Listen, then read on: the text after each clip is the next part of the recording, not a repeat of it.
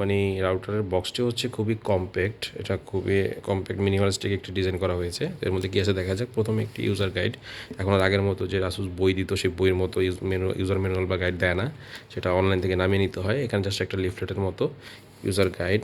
এটা চাইনিজ ভাষা না ভিয়েতনাম ভাষা কিছু জিনিস লেখা আছে, হয়তো বা ওয়াল মাউন্ট কীভাবে করে সেটার একটা গাইডলাইন।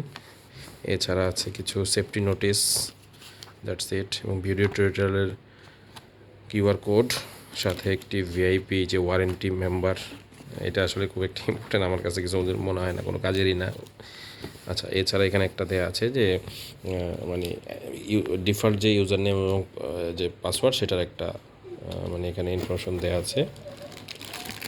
এই হলো রাউটারটি মূলত। তো রাউটারটি ভালোই, তো আমি ভাবছি আরও ছোটো হবে। রাউটারটির সাইজটা বেশ ভালোই। এখানে রাউটারটা,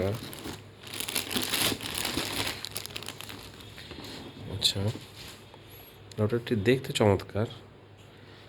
এখানে আছে যেটা, সেটা হলো যে এখানে টোটাল 4টা পোর্ট আছে, এর মধ্যে একটি ওয়ান পোর্ট আর বাকি 3টা হচ্ছে ল্যান্ড পোর্ট। তো আমি যতটুকু জানি আসুসের রাউটারগুলো ল্যান্ড পোর্টগুলোকেও ডুয়েল পোর্ট মানে ডুয়েল ওয়ান অন করে বাকি ল্যান্ডগুলোকেও ল্যান হিসেবে ব্যবহার করা যায় বা ওয়ান হিসেবে ব্যবহার করা যায়।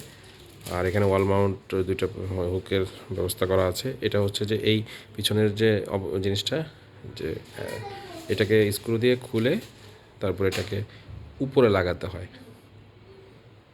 এটা হচ্ছে লক সিস্টেম, উপরে মানে এখানে লাগিয়ে তারপরে এটা ওয়ালে মাউন্ট করতে হয়।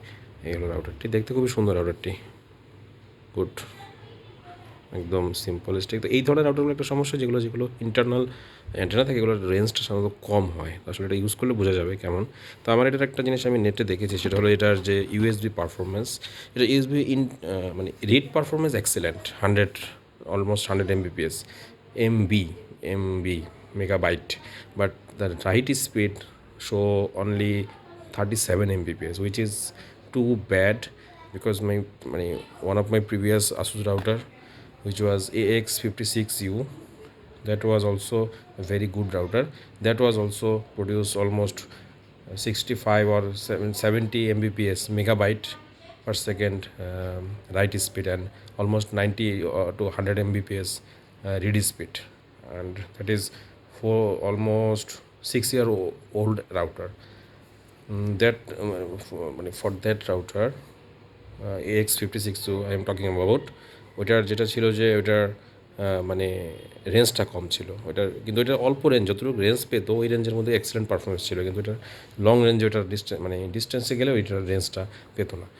যাই হোক, এখন হয়তো অনেক সময় যেটা হয়, যেহেতু রিড স্পিডটা 100 mbps বা রাইট স্পিডটা শো করেছে বিভিন্ন রিভিউতে, ওগুলো হচ্ছে যে নিয়ার অ্যাবাউট 40 mbps, ওই জিনিসটা হয়তো মানে বেটার হইতে পারে। অনেক সময় ফার্মওয়্যারের অনেক সেটিংয়ের কারণে বা আপডেটের কারণে অনেক কিছু চেঞ্জ হয়, ওইটা আসলে ইউজ করলে এটা আমি রিয়েল বুঝতে পারবো। আচ্ছা, এই হলো তাহলে মোটামুটি সব কিছু। এছাড়া এর মধ্যে কী আছে দেখি। এটা হচ্ছে যেটা বললাম, যেটা কিউআর কোড। এছাড়া এটাকে একটু অন্যরকম বক্সিং করেছে ওরা। আচ্ছা, যাই হোক, আমি সাধারণত আসুসের এই ধরনের বক্সিংয়ে অভ্যস্ত না, তবে এনিওয়ে, তো যাক, এটার সাথে একটা মোটামুটি ভালোই অ্যাডপ্টার দিয়েছে, পাওয়ার অ্যাডপ্টার, অনেক সলিড অ্যাডপ্টারটি। এই লোহার নাকি? হ্যাঁ, এই আমি প্রথম দেখলাম কোনো পাওয়ার অ্যাডপ্টারের বডি মেটাল, নাকি মেটাল ফিনিশ, কে জানে। মেটাল হলে তো সমস্যা, এটা গরম হবে না। এটা আসলে মেটাল না প্লাস্টিকই, বাট মেটাল একটা এটা হ্যাভি একটা কোয়ালিটিটা। তো এখন আর যেটা হয় যে আসুস ব্র্যান্ডের কোনো দেয় না, যেটাকে বলে যে অ্যাডপ্টার দেয় না। ওরা যেটা করে যে এটা অন্য ব্র্যান্ডের অ্যাডপ্টার দেয়। তো কিন্তু একটা জিনিস আমি দেখে অবাক হচ্ছি, যে এটার কিন্তু পাওয়ার অ্যাডপ্টারটা হচ্ছে